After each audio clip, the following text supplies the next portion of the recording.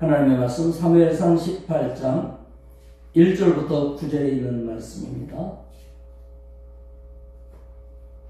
사무엘상 18장 1절부터 9절, 먼저 5절까지를 함께 보도록 하겠습니다.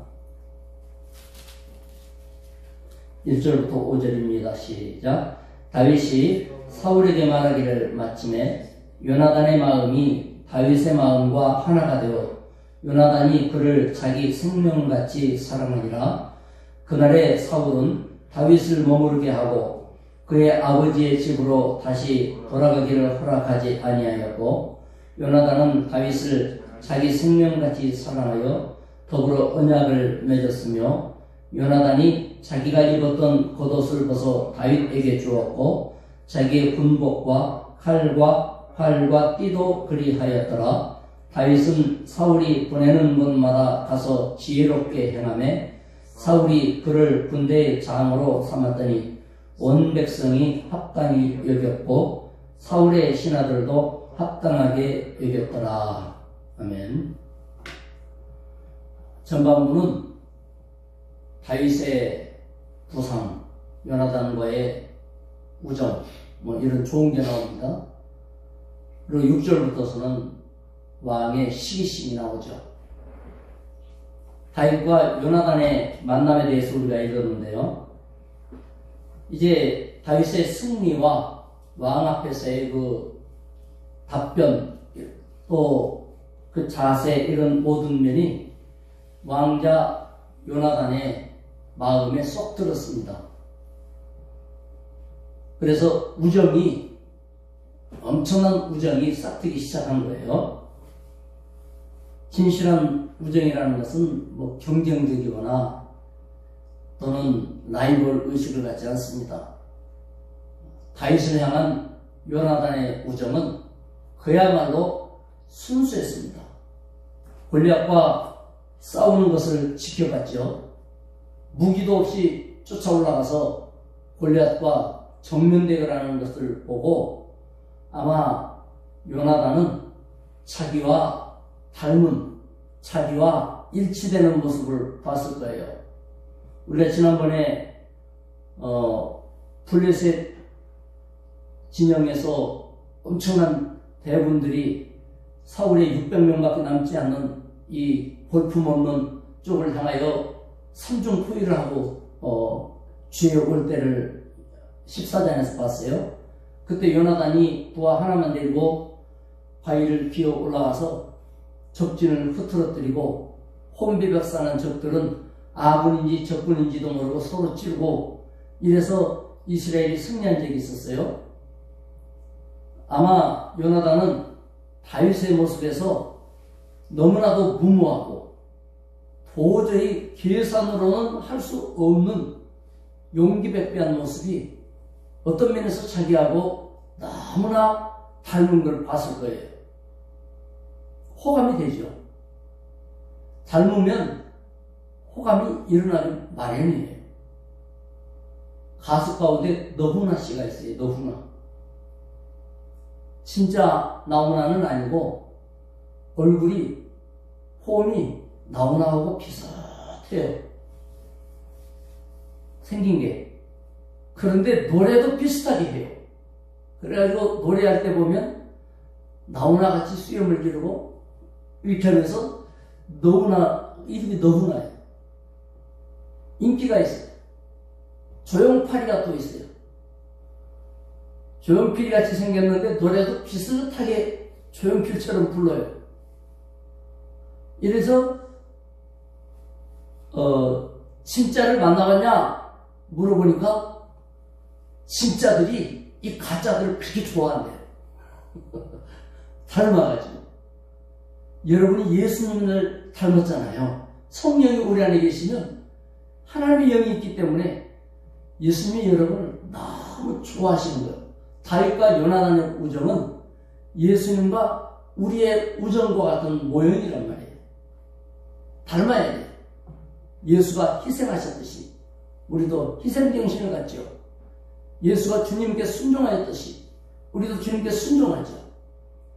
동지를 만난 요나단은 깊은 유대감, 친밀감 때문에 자기 옷을 다 벗어다 주는 거예요.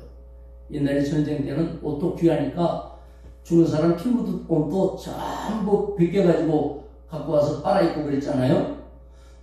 고대 세계에는 옷 한 벌이 얼마나 귀합니까? 지금 북한이 그런데요. 옷 한 벌이 그렇게 귀해요. 그래서 왕자가 있는 것을 다 주고 무기도 다 주고 왕궁에 머물러 살게 하고 왕자처럼 형제처럼 대우한 거 아닙니까? 완전한 우정이에요. 그래서 왕궁에서도 다윗은 왕자의 대접을 받도록 요나단이 다윗의 입지를 온전하게 만들어준 거예요. 예수님께서는 우리의 입지를 흔드는 마귀를 다 제압하셨습니다. 모든 흑암을 결박해 주셨어요. 그래서 성경에서 보면 우리를 반석 위에 세우셨다. 주의 산성 안에 보호하셨다. 이런 표현들이 있습니다. 입지를 굳게 하는 거예요. 위치가 흔들리지 않게 하시는 거예요. 누구도 하나님의 자녀를 흔들거나 빼앗지 못하도록 우리 주님께서 보호해 주신 것을 말하는 것입니다. 이런 일들은 협력자, 돕는 자를 통해서 일어나기도 합니다. 바울 사도의 입지는 성령이 함께 하신 것이 핵심이지만 사람으로 볼 때면 하나님이 붙여주신 사람들이 주변에 있기 때문에 그의 입지는 정말 독보적이었어요. 바나바, 누굽니까? 디모데, 실라, 수없이 많은 인물들이 바울 주변에 모여들었어요. 그의 입지는 든든했습니다. 여러분이 만나는 모든 사람들과 더불어서 주님이 여러분들의 믿음의 위치를 세우시고 응답받는 자녀로서의 입지를 굳게 하시기를 축복합니다.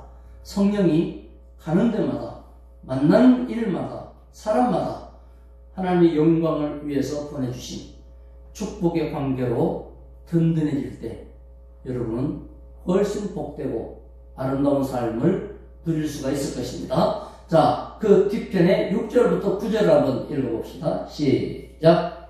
무리가 돌아올 때 곧 다윗이 블레셋 사람을 죽이고 돌아올 때에 여인들이 이스라엘 모든 성읍에서 나와서 노래하며 춤추며 소고와 병세를 가지고 왕 사울을 환영하는데 여인들이 뛰놀며 노래하여 이르되 사울이 죽인 자는 천천히요 다윗은 만만이로다 한지라. 사울이 그 말에 불쾌하여 심히 노하여 이르되 다윗에게는 만만을 돌리고 내게는 천천만 돌리니 그가 더 얻을 것이 나라 말고 무엇이냐 하고 그날 후로 사울이 다윗을 주목하였더라.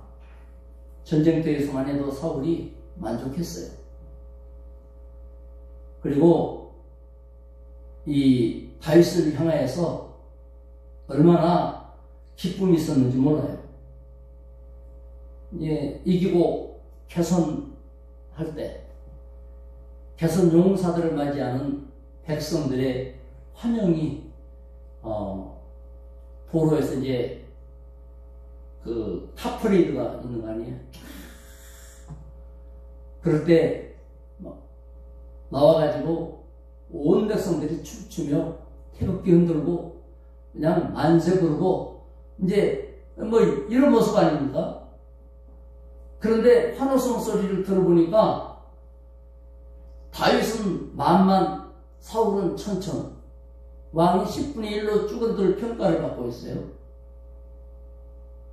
이 말에 사울 왕이 머리가 확 도는 거예요.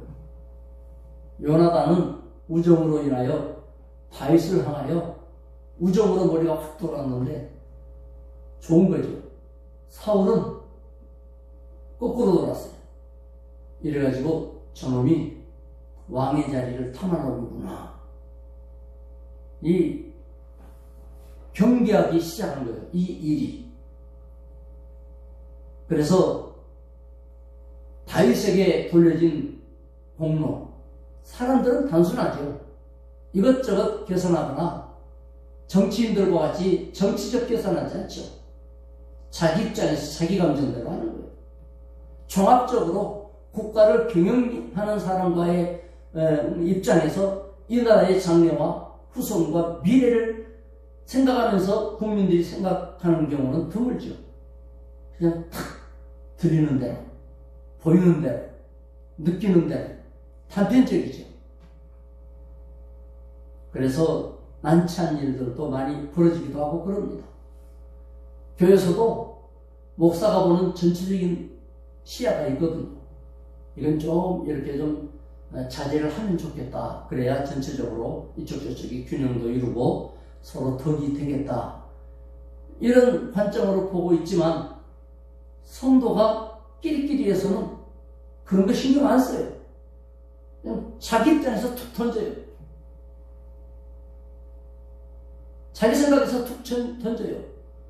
그 사람이 충성하도록 격려하고 돕는 입장에서 뭐 이렇게 판단하거나 이런 거 없어요. 내 눈에 보이는 대로 그냥 어떻게 되든지 말든지 그런 건 신경도 안 쓰는 거예요. 일단 질러요. 그 일이 마귀를 불러내는 일인지 이 일을 무너뜨리는 일인지 이런 거 별로 신경 안 써요. 있는 대로 툭 던져요. 그래서 성령의 인도를 받는 사람이 중요하고 귀한 거예요. 그 말 한마디를 던져도 그 일이 일어나는 파급이 예측이 돼야 되거든요. 이거 듣고 힘들더라도 꼭 듣고 이 일로 더 나은 것을 바라보고 하는 그런 말이 있는가 하면 그런 계산 없이 일단 기분 따라 그냥 질러대는 것도 있단 말이에요. 백성들의 이 요구가 사울의 귀에는 왕권을 넘겨라 이렇게 들린 거예요. 왕자리 내려와라 새 왕이 왔다 이렇게 들린 거예요. 아니 실권을 지금 갖고 있는 왕이 가능하겠습니까? 한마디로 다윗 잡는 얘기죠. 다윗이 칭찬해 주는 게 다윗을 위한 것이겠어요? 다윗 잡는 얘기죠. 백성들은 그런 거 신경 안 씁니다. 칭찬해 주는 게 뭐가 나쁘냐? 우리말 틀린 게 뭐가 있느냐? 없는 말 했냐? 아 맞지요. 아 맞아. 그런데 사람 잡는 거예요. 나는 사실을 말한다. 진실을 얘기한다. 자기는 만족할지 모르겠어요. 그러나 배려는 아니에요. 상대를 배려하고 덕을 세우는 것도 아니에요. 하나님의 영광을 나타내는 것도 아니에요. 그냥 지르고 전문용어로 깽판치는 거예요. 깽판치는 거예요. 사실과 진실을 감춰라 이런 얘기가 아니고 그것을 지혜롭게 표현할 수 있는 얼마든지 좋은 방법들이 있음에도 불구하고 그걸 찾지 못한 어리석음을 이해하지는 못하면서 내가 거짓말했냐만 드러낸단 말이에요. 거짓말하라는 얘기가 아니죠. 은혜로워라, 지혜로워라, 덕스러워라, 복되어라. 사람에게 인정받아야만 만족하는 사울이 여기 나옵니다. 누군가가 자기를 알아주지 않으면 견딜 수 없는 사람이죠. 심지어는 안아주면 어때? 나만 만족하면 되지. 자기가 자기를 알아주는 것이라도 있어야 사람은 어쨌든 사람한테 인정받아야 만족하잖아요. 사울은 그런 대표 선수예요. 사람들이 알아줘야 살만나는 사람. 이것은 결국 불신 아니고 교만의 습성이 몸에 밴 겁니다. 우리는 우리 중심에 주님을 품고 있습니다. 하나님이 나를 인정하시면 되는 것이다. 이게 기본이죠. 하나님이 알아주시면 감사합니다. 이게 우리의 동기가 돼요. 사람들이 어떻게 생각하느냐도 덕을 세우는 데는 매우 중요한 거예요. 사람을 신경 쓸 때에는 덕이라는 건 뭐죠? 그 사람의 입장이죠. 근데 사울은 뭐예요? 자기 입장이죠. 이게 너무 심한 사람을 우리는 자기 입장에서만 그걸 갖다 사이코패스라고 해요. 다른 사람은 눈에 고려되지 않아요. 상대가 아픈지 고통당하는지 그런 거 신경 안 쓰여요. 그래서 죽여놓고도 죽을 짓을 했다는 거예요.